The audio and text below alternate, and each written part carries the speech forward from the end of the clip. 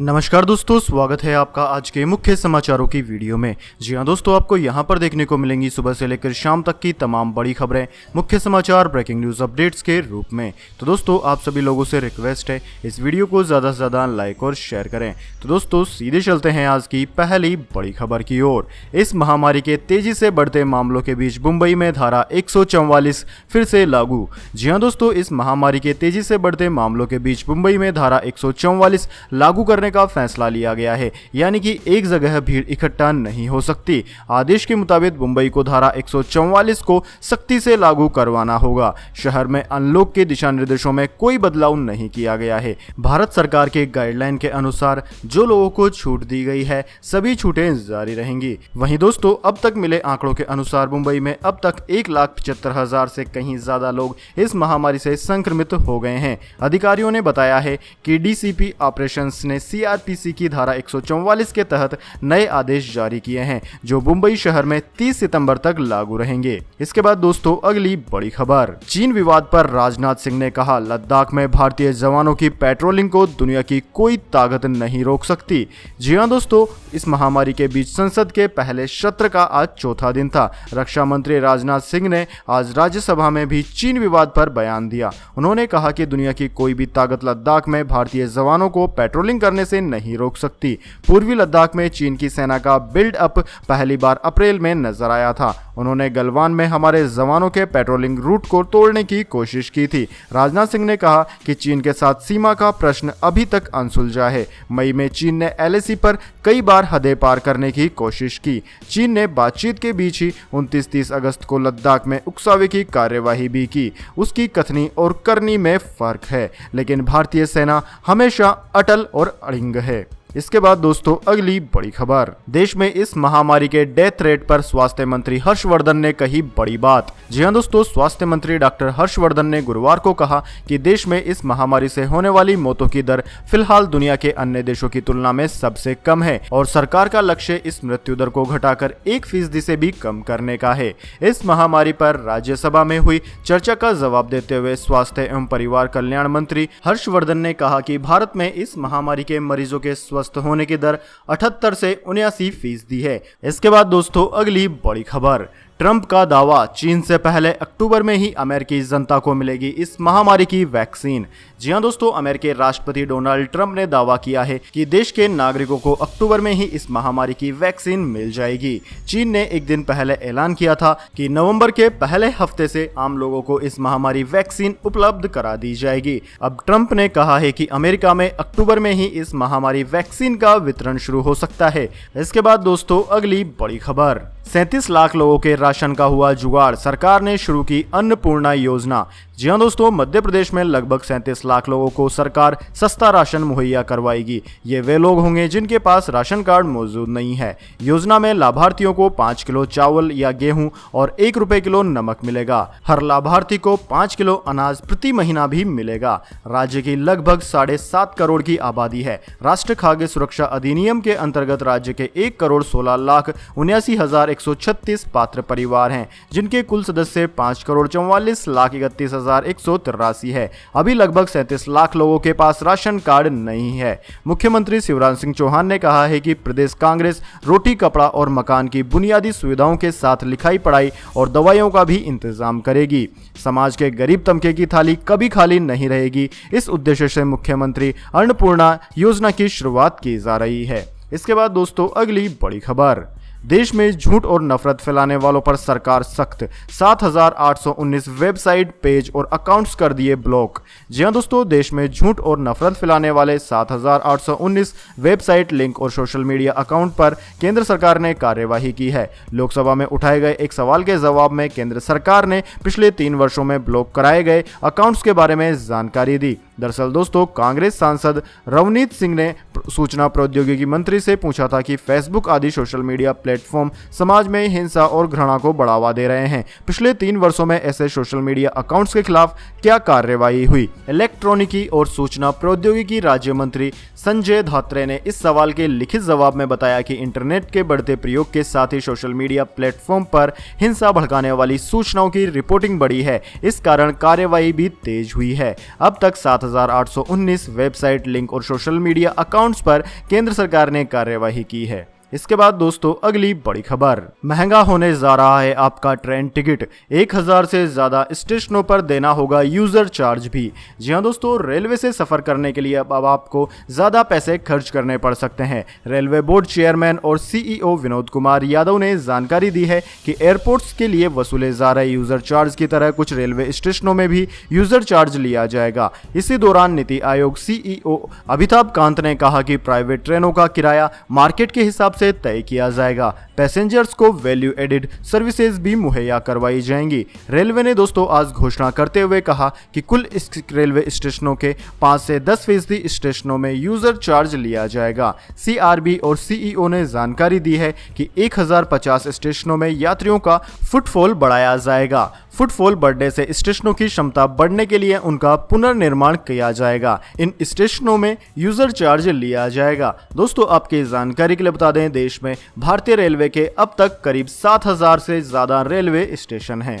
इसके बाद दोस्तों अगली बड़ी खबर, डेबिट या एटीएम कार्ड नहीं, अब घड़ी से करेंगे पेमेंट। एसबीआई ने शुरू की नई कमाल की सुविधा। जी हां दोस्तों, अब आपको शॉपिंग के बाद पेमेंट करने के लिए न किसी डेबिट कार्ड की जरूरत होगी, न ही मोबाइल फोन के किसी एप्लीकेशन की, लेकिन काम आएगी अब आपके कलाई में बंधी हुई घड़ी। जी हां दोस्तों, घड़ी बनाने वाली देश की दिग्गज कंपनी टाइटन ने पहली बार भारत में कॉन्टेक्टलेस पेमेंट को सपोर्ट करने वाली 5 कलाई घड़ियों को लॉन्च किया है। इस फीचर के लिए कंपनी ने स्टेट बैंक ऑफ इंडिया के साथ पार्टनरशिप की है। शॉपिंग करने के बाद जब आप पेमेंट करने पहुंचेंगे तो आपको सिर्फ पीओएस मशीन के पास जाकर टाइटन पे पावर्ड वॉच को टैप करना होगा। ऐसा करते ही आपका कॉन्टेक्टलेस पेमेंट पूरा हो जाएगा, जैसा कि आमतौर पर वाईफाई सुविधा वाले डेबिट कार्ड के लिए पेमेंट में होता है। टाइटन पेमेंट वॉच की सुविधा सिर्फ एसबीआई कार्ड धारकों के लिए है। रिस्ट वॉच में दिया गया है कि पेमेंट फंक्शन खास secured certified near field communication chip NFC के जरिए काम करता है, जिसे वॉच के स्ट्रैप में लगाया गया है। दोस्तों Titan pay feature YONO SBI से पावर्ड है और यह उन्हीं जगहों पर काम करेगा जहां पीओएस मशीन उपलब्ध होगी। इसके बाद दोस्तों जान लेते हैं पूरी दुनिया और भारत में क्या है इस महामारी की स्थिति। तो दोस्तों भारत की बात की जाए तो भारत में अब तक इस महामारी के मामलों का आंकड़ा 52 लाख को पार कर गया है। साथ ही इस महामारी से मृत्यु दर की बात की जाए तो वह 1.66 से ज्यादा है, यानी कि कुल मिलाकर अब तक 83,000 से ज्यादा लोगों की जान चली गई है। भारत में सबसे ज्यादा प्रभावित मरीज महाराष्ट्र में, जहां पर 11,21,000 से कहीं ज्यादा संक्रमित है। दूसरा नंबर आंध्र प्रदेश का आता है, जहां पर 5,92,000 से ज्यादा संक्रमित है। इसके बाद में तमिलनाडु, उत्तर प्रदेश, कर्नाटका, दिल्ली, वेस्ट बंगाल, ओडिशा, तेलंगाना, बिहार, असम, केरला, गुजरात, राजस्थान, हरियाणा आदि राज्यों का नाम आता है। इन तमाम राज्यों में 1 लाख से कहीं ज्यादा संक्रमित है। अब दोस्तों बात कर लेते हैं पूरी दुनिया की, लेकिन उससे पहले मेरी आपसे एक छोटी सी रिक्वेस्ट है, अगर दोस्तों आपको अभी तक हमारी न्यूज़ पसंद आई है तो इसे एक छोटा सा लाइक ज़रूर दे दें, और अगर आपको पसंद नहीं आई है तो बेशक आप डिसलाइक भी कर सकते हैं, लेकिन दोस्तों लाइक और डिसलाइक करके अपना वोट ज़रूर दीजिए, क्योंकि दोस्तों यही हमारी मेहनत का फल होता है और इसी से हमें पता चलता है कि आपको हमारी वीडियो पसंद आई है या नहीं। तो दोस्तों जल्दी से जान लेते हैं क्या है पूरी दुनिया की स्थिति। तो पूरी दुनिया की बात की जाए तो पूरी दुनिया में अब तक इस महामारी के मामले लगभग 3 करोड़ हो चुके हैं, जबकि मौतों का आंकड़ा 9,50,000 के करीब पहुंच गया है। सबसे ज्यादा प्रभावित देश अमेरिका है, जहां पर 66 लाख से ज्यादा संक्रमित है। दूसरा नंबर भारत का है, जबकि तीसरा नंबर ब्राजील का है, जहां पर 44 लाख से ज्यादा संक्रमित है। इन तीनों देशों के बाद में Russia, Peru, Colombia, Mexico, South Africa, Spain, Argentina, Chile, Iran, France, United Kingdom, Bangladesh आदि देशों का नाम आता है। इसके बाद दोस्तों अगली बड़ी खबर, अगले साल आ सकता है फ्लिपकार्ट का आईपीओ, $50 अरब जुटाने की तैयारी में है वॉलमार्ट। जी हां दोस्तों, अमेरिकी कंपनी वॉलमार्ट के स्वामित्व वाली भारतीय ई कॉमर्स कंपनी फ्लिपकार्ट का आईपीओ अगले साल तक आ सकता है। इसके जरिए कंपनी की $50 अरब जुटाने की तैयारी है। कंपनी इस आईपीओ को लाने के लिए भारत से बाहर अमेरिका या फिर सिंगापुर के स्टॉक मार्केट में से किसी एक को चुन सकती है। समाचार एजेंसी राइटर्स की खबर के मुताबिक अभी आईपीओ के लिए तैयारियां और चर्चा काफी हद तक आंतरिक है, लेकिन कंपनी प्रक्रिया को लेकर जल्द ही बाहरी सलाहकारों से संपर्क करने की तैयारी में है। दोस्तों आपकी जानकारी के लिए बता दें, भारत ने घरेलू कंपनियों के लिए विदेशी बाजारों में सीधे लिस्ट होने को लेकर नए नियम ड्राफ्ट किए हैं। सूत्रों ने यह भी कहा है कि अनुपालन कानूनी और वित्तीय फंक्शन को सुनिश्चित करने के लिए काम शुरू हो चुका है, ताकि संभावित लिस्टिंग से पहले रेगुलेटरी स्टैंडर्ड को पूरा किया जा सके। यानी कि जल्दी अब आप फ्लिपकार्ट में भी आईपीओ ले सकेंगे। इसके बाद दोस्तों अगली बड़ी खबर, भारत ने प्याज के निर्यात पर लगाई रोक तो इस देश को होने लगा दर्द। जी हां दोस्तों, बांग्लादेश ने किसी सूचना के बिना प्याज के निर्यात पर प्रतिबंध लगाने के भारत के फैसले पर आधिकारिक रूप से अपनी गहरी चिंता व्यक्त की है। भारत सरकार ने सोमवार को घरेलू बाजार में प्याज की उपलब्धता बढ़ाने और कीमतों पर अंकुश लगाने के लिए प्याज की सभी किस्मों के निर्यात पर तत्काल प्रभाव से प्रतिबंध लगा दिया था। बांग्लादेश के विदेश मंत्रालय ने ढाका स्थित भारत के उच्च आयोग के माध्यम से भेजे पत्र में कहा कि 14 सितंबर 2020 को भारत सरकार द्वारा अचानक की गई घोषणा से इस संबंध में दो मित्र देशों के बीच 2019 और 2020 में हुई चर्चाओं और इस दौरान बनी आपसी संबंधों को कमजोर किया गया है। बांग्लादेश की मीडिया को यह पत्र बुधवार की देर शाम उपलब्ध कराया गया। पत्र में प्याज के निर्यात को फिर से शुरू करने के लिए आवश्यक उपाय करने का अनुरोध किया गया है। इसके बाद दोस्तों अगली बड़ी खबर, तानाशाह किम जोंग का अजीबोगरीब नया फरमान, जानकर रह जाएंगे आप भी हैरान। जी हां दोस्तों, नॉर्थ कोरिया के तानाशाह किम जोंग उन ने अपने देश के नागरिकों के लिए एक अजीबोगरीब फरमान जारी कर दिया है। तानाशाह किम का नया फरमान प्री स्कूल और प्ले स्कूल के बच्चों के लिए आया है, जिसमें कहा गया है कि बच्चों को हर रोज 90 मिनट तक किम जोंग के बारे में स्टडी कराना चाहिए। पढ़ाई में बच्चों को अपने देश के तानाशाह का गुणगान करना होगा। प्ले स्कूल में पढ़ने वाले बच्चों के लिए जारी नए आदेश में कहा गया है कि छात्रों को रोज कम से कम 90 मिनट किम जोंग उनके बारे में स्टडी कराना होगा। पहले यह समय सीमा 30 मिनट थी, जिसे अब सीधा 60 मिनट और बढ़ा दिया गया है। यह फरमान तानाशाह की बहन किम यो जोंग ने पिछले महीने जारी किया। इसके बाद दोस्तों अगली बड़ी खबर, मौसम समाचार, जानिए अगले और पिछले 24 घंटे के मौसम समाचार। दोस्तों, मानसून की अक्षय रेखा का पश्चिमी सिरा हिमालय से तराई क्षेत्रों पर है और मध्य में बरेली वाराणसी होते हुए पूर्व में पटना मालदा से असम और मेघालय तक बना हुआ है। बात की जाए पिछले 24 घंटों की, तो पिछले 24 घंटों के दौरान उप हिमालय की पश्चिम बंगाल, सिक्किम, असम, अरुणाचल प्रदेश के साथ साथ दक्षिणी कोंकण गोवा के कुछ हिस्सों में गरज के साथ हल्की से मध्यम वर्षा के बीच कुछ स्थानों पर भारी बौछारें दर्ज की गई है। इसके अलावा उत्तर प्रदेश, शेष पूर्वोत्तर भारत, गंगीय पश्चिम बंगाल, ओडिशा के कुछ हिस्सों, लक्षद्वीप, दक्षिणी और मध्य पूर्वी मध्य प्रदेश, दक्षिणी पूर्वी राजस्थान में एक दो स्थानों पर हल्की से मध्यम बारिश हुई है। उत्तराखंड व गुजरात के कुछ हिस्सों और तमिलनाडु में कहीं कहीं हल्की बारिश हुई है। वहीं दोस्तों आगामी 24 घंटे के मौसम पूर्वानुमान की बात की जाए तो आगामी 24 घंटे के दौरान उप हिमालय, पश्चिम बंगाल, सिक्किम, असम और मेघालय के कुछ हिस्सों में मध्यम से भारी बारिश होने के आसार हैं। इसके अलावा दोस्तों अंडमान व निकोबार द्वीप समूह, तटीय कर्नाटक, उत्तरी आंतरिक कर्नाटक, केरल, तमिलनाडु, आंध्र प्रदेश के कुछ हिस्सों, तेलंगाना, लक्षद्वीप, मध्य प्रदेश के कुछ हिस्सों, दक्षिण पूर्वी राजस्थान और शेष पूर्वोत्तर भारत में हल्की से मध्यम बारिश की उम्मीद है। बाकी के स्थानों पर शुष्क हवाएं बरकरार रहेंगी। इसके बाद दोस्तों अगली बड़ी खबर, पेट्रोल डीजल की कीमतों में आज फिर आई कमी, जानिए नए दाम। जी हां दोस्तों, तेल कंपनियों ने पेट्रोल डीजल की कीमतों में एक बार फिर बड़ी कमी कर दी है। हालांकि लगातार गिर रहे कच्चे तेल की कीमतों में आज तेजी के बावजूद तेल कंपनियों ने पेट्रोल डीजल के दाम कम ही घटाए हैं। फिलहाल दोस्तों ग्लोबल मार्केट में कच्चे तेल की बात की जाए तो यह जून 2020 के बाद पहली बार $40 प्रति बैरल के नीचे आ गया है। अमेरिका के कच्चे तेल की कीमत में 8% से ज्यादा की कमी आई है। ऐसे में इसका लाभ भारत को भी मिला है। फिलहाल तेल कंपनियों ने पेट्रोल की कीमतों में 15 पैसे प्रति लीटर और डीजल की कीमतों में 19 पैसे प्रति लीटर तक की कमी की है। राष्ट्रीय राजधानी दिल्ली की बात की जाए तो दिल्ली में अब पेट्रोल 15 पैसे घटकर 81 रुपए 40 पैसे प्रति लीटर में मिल रहा है, जबकि डीजल 19 पैसे घटकर 72 रुपए 37 पैसे प्रति लीटर हो गया है। इसके बाद दोस्तों अगली बड़ी खबर, 3 दिन बाद सोने चांदी की कीमतों में फिर आई भारी गिरावट। जी हां दोस्तों, लगातार 3 दिन की तेजी के बाद आज एकदम से सोने चांदी की वायदा कीमतों में कमी देखने को मिली है। अमेरिकी डॉलर में आई मजबूती के बावजूद सोने चांदी की कीमतों में गिरावट आई है। हालांकि इंटरनेशनल मार्केट में भी ये दोनों धातुएं सुस्त रही है। दिल्ली सराफा बाजार की बात की जाए तो दोस्तों दिल्ली सराफा बाजार में आज सोना 608 रुपए गिरकर 52,463 रुपए प्रति 10 ग्राम पर आ गया। वहीं दोस्तों दूसरी ओर चांदी की बात की जाए तो चांदी 1214 रुपए घटकर 69,242 रुपए प्रति किलोग्राम पर आ गई है। इसके बाद दोस्तों अगली बड़ी खबर, आईसीसीआई ओडीआई रैंकिंग, विराट का जलवा है कायम, बैरस्टो की टॉप 10 में हुई वापसी।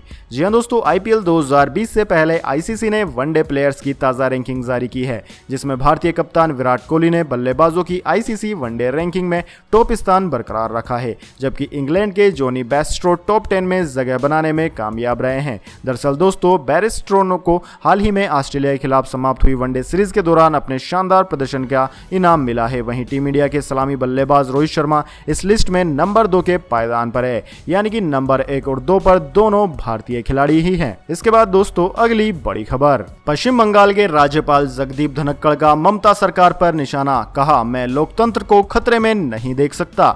जी हां दोस्तों, पश्चिम बंगाल के राज्यपाल जगदीप धनखड़ ने कहा है कि राज्य में लोकतंत्र और मानवाधिकार खतरे में है। धनखड़ ने कहा कि मैं पश्चिम बंगाल में लोकतंत्र को खतरे में नहीं देख सकता, मैं मानवाधिकारों के उल्लंघन को भी बर्दाश्त नहीं कर सकता।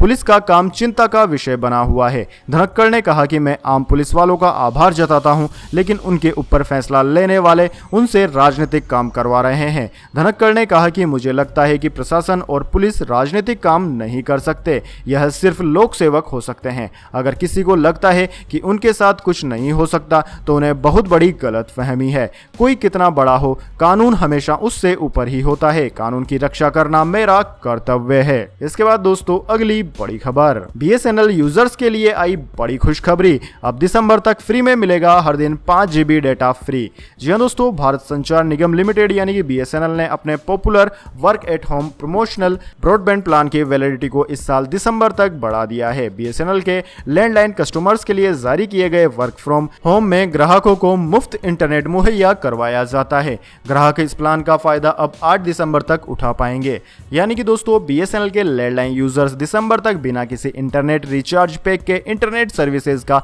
लुफ्त उठा पाएंगे। दोस्तों आपकी जानकारी के लिए बता दें, यह प्लान 499 रुपए वाला था, जिसके अंदर की यह 5 GB डाटा फ्री में दिया जा रहा है। इसके बाद दोस्तों अगली बड़ी खबर, पाकिस्तानी प्रधानमंत्री इमरान में दिखा FATF का खौफ, टेरर फंडिंग केस में हाफिज सईद के रिश्तेदार पर आरोप तय। जी हां दोस्तों, पाकिस्तान में बुधवार देर शाम संसद का संयुक्त अधिवेशन बुलाकर आतंकवाद से लड़ाई के लिए जरूरी 3 विधेयक पारित करा लिए गए। इसके अलावा टेरर फंडिंग केस में जमात उल दावा के शीर्ष 4 नेताओं पर आरोप तय किए गए। इनमें मुंबई हमले के षड्यंत्रकारी हाफिज सईद का एक रिश्तेदार भी शामिल है। दोस्तों पाकिस्तान में जारी ये उथल पुथल अक्टूबर में पेरिस में होने वाली FATF यानी कि फाइनेंशियल एक्शन टास्क फोर्स की बैठक को लेकर जारी है। डॉन की एक रिपोर्ट के मुताबिक इमरान सरकार में FATF की इस बैठक को लेकर खौफ साफ नजर आ रहा है। इस मीटिंग में पाकिस्तान को ब्लैक लिस्ट में डाले जाने पर विचार होना है। ऐसे में पाकिस्तान दिखावे के तौर पर कोई भी ऐसा दाव नहीं छोड़ रहा जिससे लगे कि वह आतंकवाद के खात्मे के लिए गंभीर नहीं है। तो दोस्तों यह थी आज की तमाम बड़ी खबरें। इसके बाद दोस्तों बारी आती है आज के माइंड क्यूज क्वेश्चन की।